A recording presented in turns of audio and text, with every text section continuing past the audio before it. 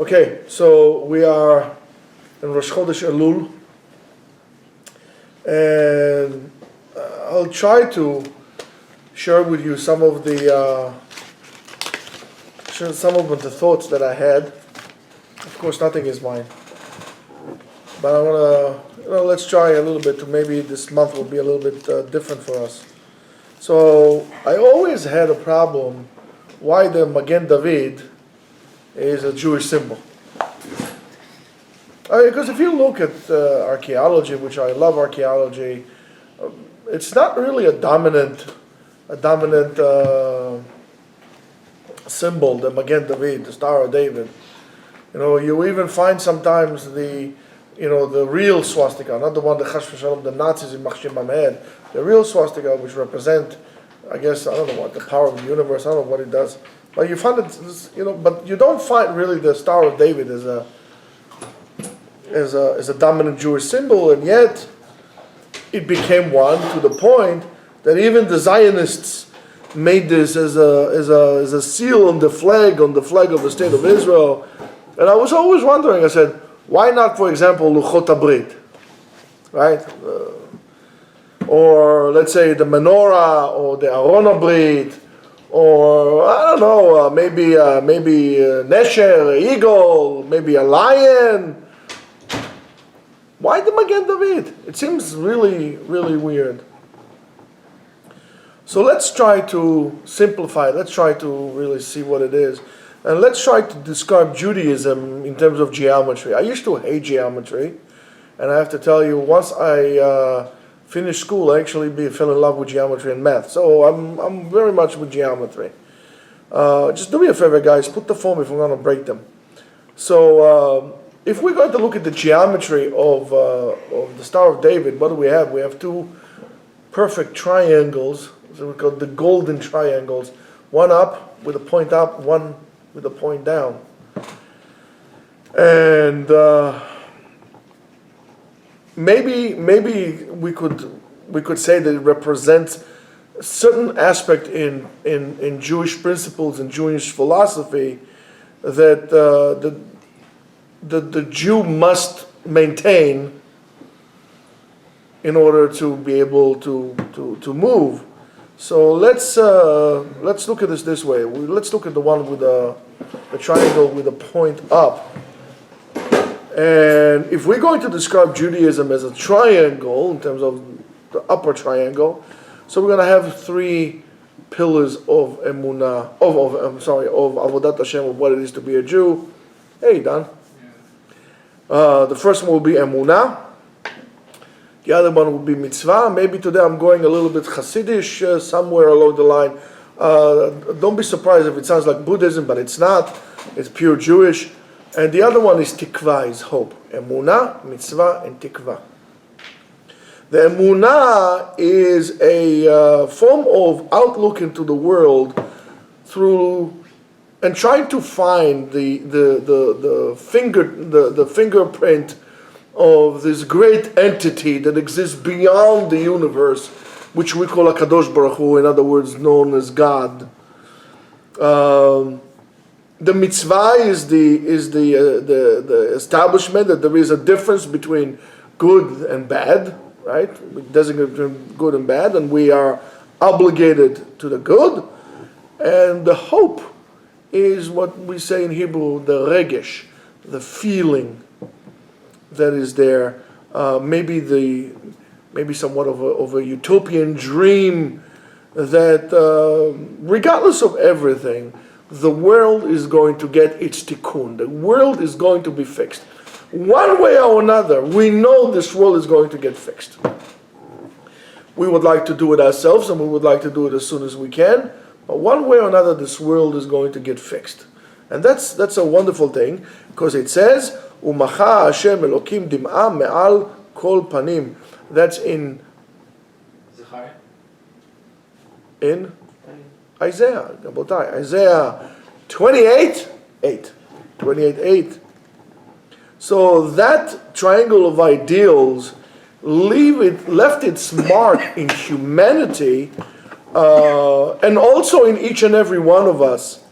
You can also find it, always find it in a struggle against the other triangle,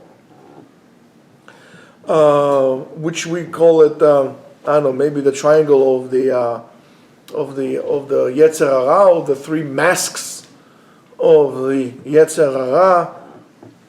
If we were Christians, we would call it Satan, but we're not talking about Satan, we're talking about Yetzer Hara. And these are, Keneged the Emunah, we have the Safek.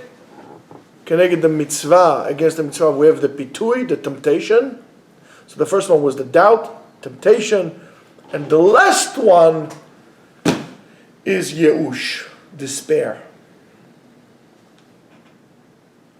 And that's the triangle down. And these two triangles always, I would say, fighting or trying to seek dominance in the world, in each and every one of us as well.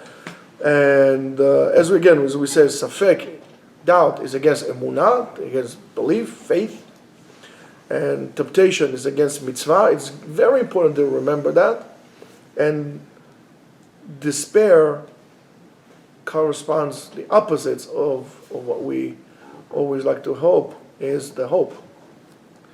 So in a first glance, those three struggles, you can almost say that it appears in men. I will hate to use the Erickson example, but we only, Erickson has the the 8 stages of separation and crisis, and the man develops to crisis. However, those three stages of internal crisis technically could appear in 3 different stages of your life. However, you should know that they're always, not necessarily so, but they really could ambush you in almost every place in your life, and then it will become a vicious cycle of one crisis reaching the other, and then it's like an endless chain, and it's a terrible thing to do. However, Chazal already spoke to us and told us that the 3 books that we have, or the classics in the Tanakh, which we have Shir HaShirim, Songs of Songs, and we have Mishlei, and we have Kohelet.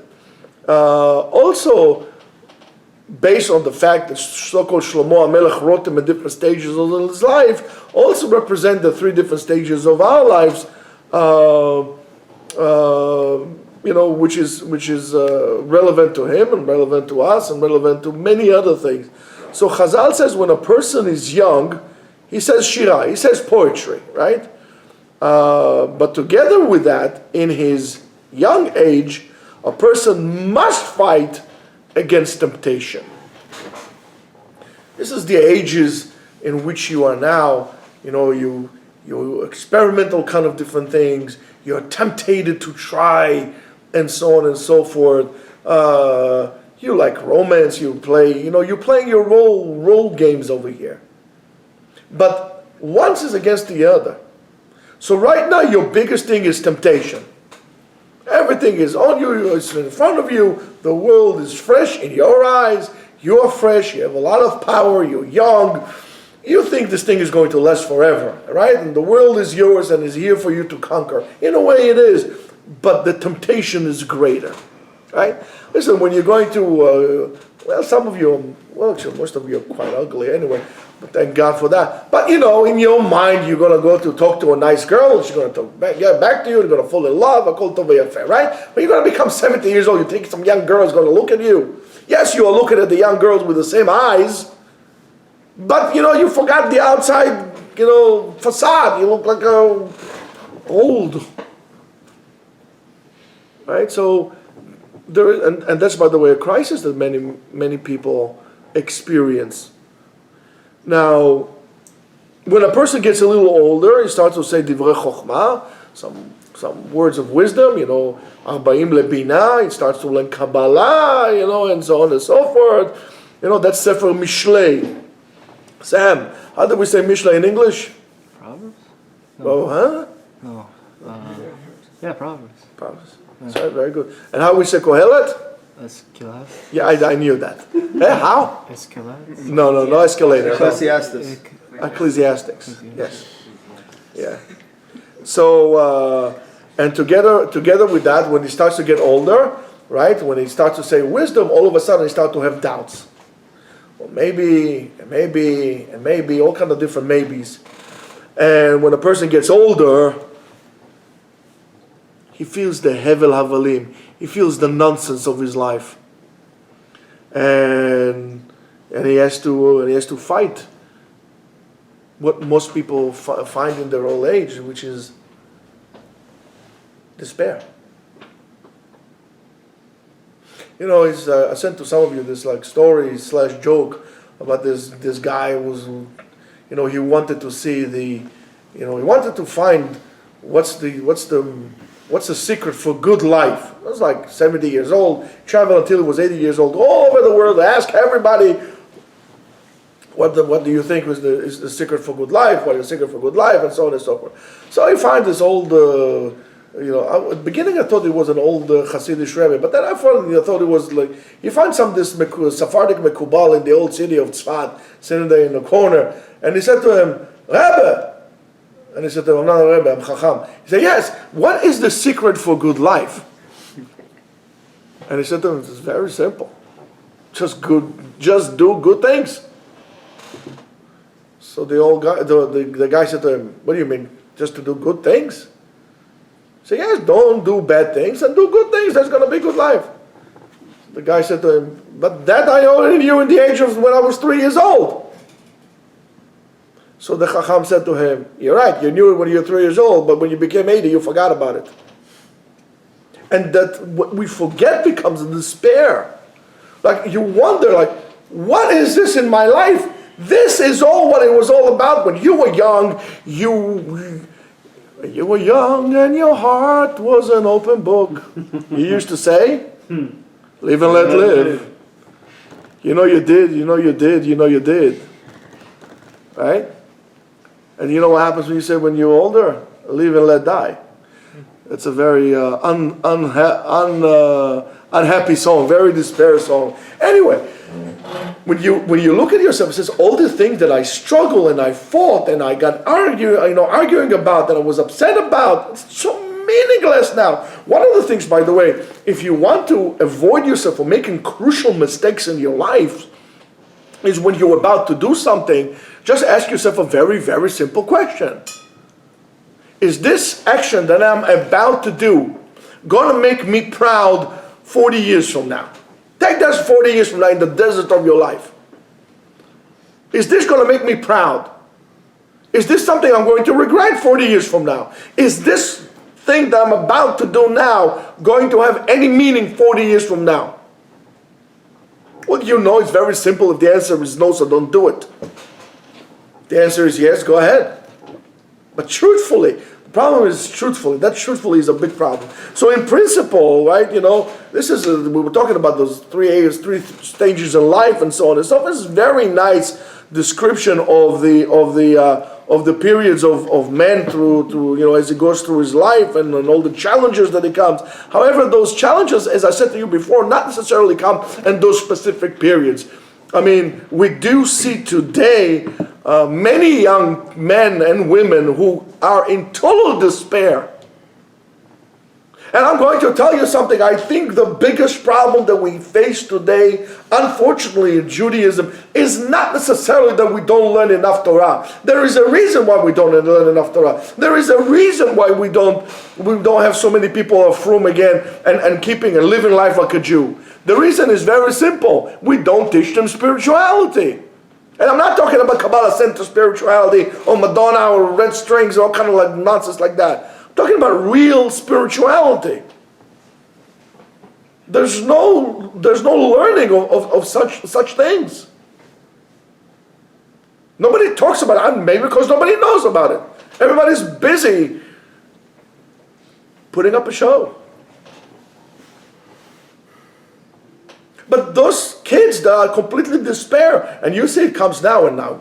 Some old people have doubts, some young people have doubts. It comes to you in all different all different aspects of life, and the Yetzer Hara really wins them from within, because from inside there's nothing, there's emptiness. There's emptiness. And we see how young men and women fail, and they fall into despair, and by doing so, in a way, commit a tremendous sin against one of the most important principles in Judaism, which is hope. They fall into despair, into Yeush. Even Rav Nachman says, "En Yeush ba'olam." In the world of a believing Jew, there's no such thing as giving up. What does it mean giving up? I'll tell you the following. Even an animal does not give up. Even an animal wants to live. Animals don't give up. They'll do whatever they can. Only humans give up. Only humans give up. If an animal gets caught into a trap or something, they'll chew their own leg to run free. Men will give up. Will cry out, "Hello, anybody hear me? There's no reception here." Why do we give up? Now, there are many mitzvot in the Shulchan Aruch, many mitzvot, but there is another mitzvah which is the mitzvah is, of course, is not to be mityayesh, not to have despair. It says in Masechet Brachot in Daf Yud Amud Aleph, "Afilu cherev chada munachat al tzavaro shel adam, al imna atzmo min harachamim." Even if you have a samurai sword like this on your neck, never give up. Never give up to ask from Rachamim, from HaKadosh Baruch Hu to help you. Never give up. We don't give up. So those wars against the temptation and the doubts, are always difficult, and sometimes are very difficult, and sometimes unbearably difficult. But I feel that the war against despair is maybe the most difficult of all, and it really accompanies throughout our private life and throughout our public life as well. And regardless of that, we are commanded to fight it and to win it. Because we can. HaKadosh Baruch Hu, the Torah would not commend us something that we cannot do. If there will be mitzvah in the Torah that you have to jump 3 times, up to the moon, you don't have to listen. This is a mitzvah that you can do. Can be done. If there's a mitzvah that you should not drink and eat for 100 days, it's not a mitzvah. Torah does not ask you something like this. But Torah tells you have to fight against that. And you have to fight because you can win it. And we have to remember this. We have all the tools to win it. So Chazal told us in Masechet Shabbat in Daf Lamed Amud Beit, she'en shechina shora lo mitoch hatzvut. Pay attention. This is so gewaldig. This is so unbelievable. It's a moiradik word. It's unbelievable, right, Rebs? Pay attention. En shechina shora lo mitoch hatzvut velo mitoch atzlut. Sadness brings you to be lazy, and lazy brings you to be sad. Velo mitoch schok, velo mitoch kalut rosh. Not from joking around and not being like lightheaded. You have to be a serious person. I didn't say sad. I didn't say like a thug, but not a clown. And the Gemara says, "Ela mitoch davar simcha shel mitzvah," through happiness of doing mitzvot. In a way, this is some kind of an absurd, right? In one hand, you tell me don't be lightheaded, then you can be samech b'mitzvah. So the Raya Kook in his wonderful sefer Ein Aya wrote about that in our lives many times we deal with a double-edged sword. In one hand, we have atzvut, ve'atzlut, sadness and laziness. And now you might understand why I get so crazy when people don't get up in the morning for minyan, or they don't come to yeshiva on time. Because you are putting yourself in, basically you're risking your life. Because you're too lazy to get out of bed. You're going to end up depressed. You yeush, you mityaesh, you give up. At the end, that laziness is going to come to bring you to chas v'shalom, not to keep Torah mitzvot. That laziness to get out of bed would chas v'shalom bring you to the fact you'll be mechalel Shabbat and I don't know, do $40 mic, whatever you got to do. For those who understand what I'm saying, they understand what I'm saying. So, on the other one, then we have, on the other hand, we have tzchok vekalut rosh. Right, and we have to fight. So the second couple, tzchok vekalut rosh, lightheaded and laughter, really describes our lack of responsibility in which we many times operate as human beings, until the point that it's really almost like a crime, and it's negligence. And that's why, by the way, what I don't recommend to anybody to go to and to even listen to stand-up comedy or Saturday Night Live, Saturday Night Live, and all kind of choleros like this. Be'emet. You better off sit down over there, listen to Moshe Chabusha Tzaddik, listen to El Be'oni Abed, and sing some. Instead of watching Saturday Night Live, do Melav Malka for crying out loud. Sing it like candles. How many times we still have time there? Yeah, like 31 minutes. Okay, all right, man, I'll talk a lot. Anyway, so make yourself a nice Seudat Melavim Malka. Give your neshama some ammunition to fight.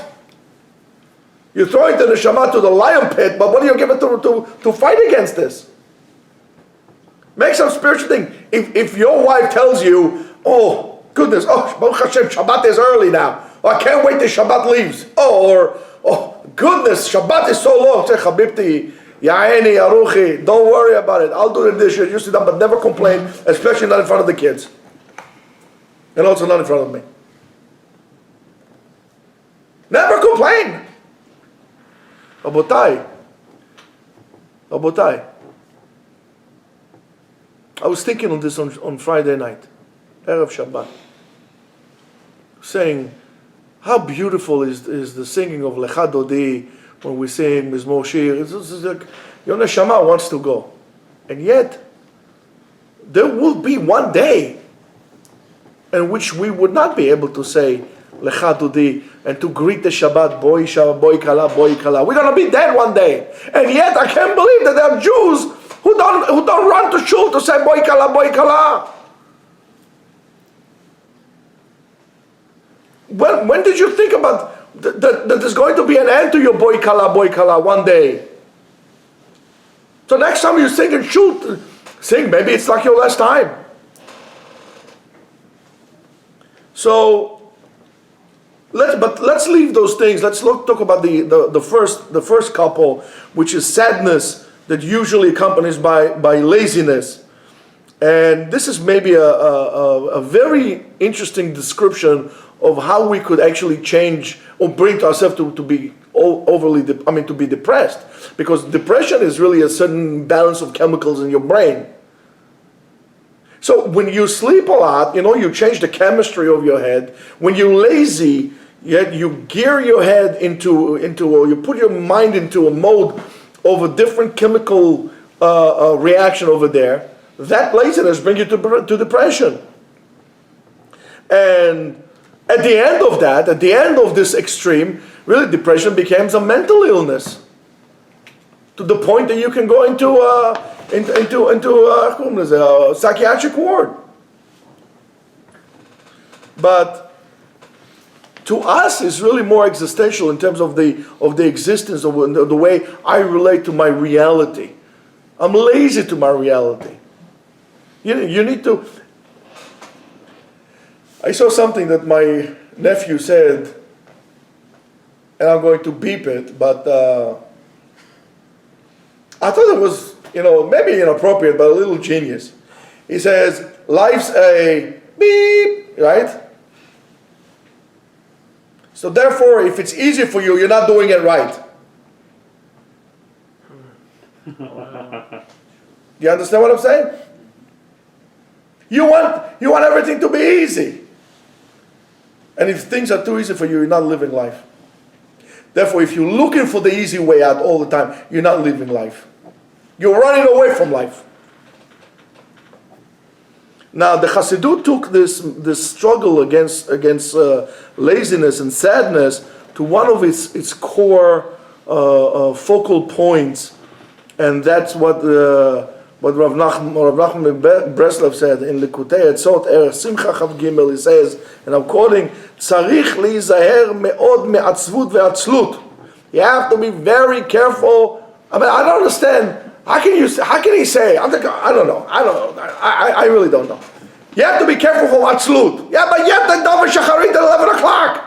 I don't understand. But never mind. He said you can be lazy and you can be sad. Why is that? Why is that? Ki ikar neshichat hanachash, the poison in which the snake puts inside of you, is laziness. Now, if you take this to account, all of a sudden you would say, well, I understand why HaKadosh Baruch Hu told Adam HaRishon, well, now you got to work hard. Because working hard is the antidote for the bite of the snake. So in a way, I mean, if you tell me that everything from Hashem is good, so how come Hashem make us work hard? It's not. It's the cure. The Nachash wants us to sit, like in Ocho Rios in Jamaica, smoke tingales all day long, and listen to Bob Marley. Did you see Cuba? Everybody sits there and does absolutely nothing. Absolutely nothing. They just get paycheck from the government doing nothing. That's a curse. The whole place is falling apart. The antidote for the snake is to work hard. Adam la'amal yulad. As the amal, you're going to pick it up. Of course, better off will be להיות עמלים בתורה. הם עמלים, אנחנו עמלים. הם רצים, אנחנו רצים. That kind of a thing. So he says, Rahmana, and he says, Rahmana Lisan, Yehush, despair, is what the snake is giving it to us. Not only he gave us the temptation, the ability to be tempted by materialistic things, he also put us this devilish thing inside of us, which is called despair. That despair is an internal feeling that really makes your nefesh, your neshama, makes it paralyzed. There's always hope. A person who is despair gets caught in the net of the sitra achara and cannot really progress in his life. You're going to be stuck. You're going to be stuck in the mud, which is going to suck you down. He's trapped in self-misery, in self-compassion, and he's afraid. He's afraid to feel good. He doesn't want to solve his problem. He wants to continue having a problem. He's a narcissist. He's a masochist. And then whatever ist you want, you can add on. Feel free. You gotta get up and do something. That's why, Rabotai, you'll see a lot of people always, you say, how are you? Oh, Baruch Hashem. What's the matter? Oh, this hurts me. And then they're going to give you a whole history of their life. I went to the doctor told me this. I have a problem with my leg. I have a problem with my toe. I have a problem with my ear. I have a problem with this. I have a problem. All they talk about is like everything is sick. I just don't want to hear the talking. All their life is about agony. All their life is about pain. All their life is about misery. It's unbelievable. Unbelievable. A person like this sees reality as something bad. Sees reality as something that has no meaning. He doesn't have any havamina to even try to work hard, to do ishtadlut, to get up. He waits for everything, like a government check, will fall in his bed and will wake up on Shachrazada on a flying carpet, will bring him to shul. That ain't gonna happen. You need to get up. Gaber ka'ari. You have to get up like a lion. And at the end, a person like this will fail, becomes a failure. Gets a refrigerator box and lives in the street. A person comes, but you should know, the person comes to Yehush, to depressed, to be despair from his own self. You are the master of your destiny. You can change everything if you want. Therefore, if you just didn't happen to, it's because you didn't really want it hard enough. Just don't complain. This is, you brought it to yourself. And you should be, and even with that, even at that point, you should feel happy. Why? Because now, Baruch Hashem, you need HaKadosh Baruch Hu to help you. So start davening. Even at that point, you should find something good. Rabotai, you have to start looking at good. So forget about the bad. Kama pamim ani agid lachem et zeh. How many times will I tell you? Stop being negative. Don't see problems as problems. See them as challenges, as solutions. So the opening of the beginning of Chodesh Elul that we're at now, right? We say that we have to fight against despair, even if we have to. And I'm going to tell you something great. Even if we have to weaken a little bit of guilt. Guilt brings us to depression. So it's a mitzvah gdola liyot besimcha, but besimcha teora, in a pure simcha.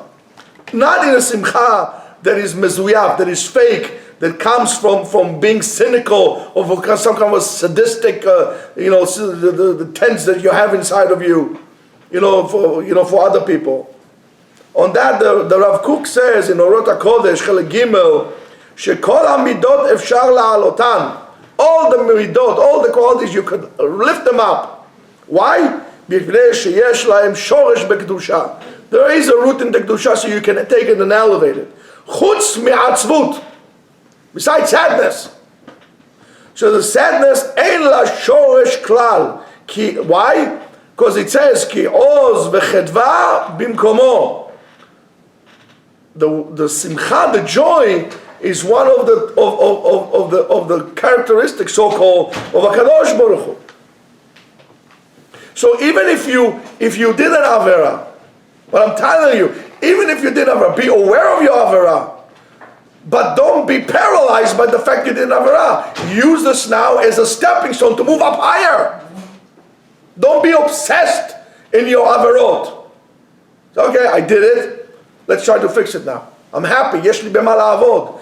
And you say, what, you're happy you didn't have avera? No, I'm happy that now this thing would allow me to make tshuva, to bring myself higher, to bring myself closer to Ribono Shel Olam. So gam al zeh ne'emar mi'az yatsa matok.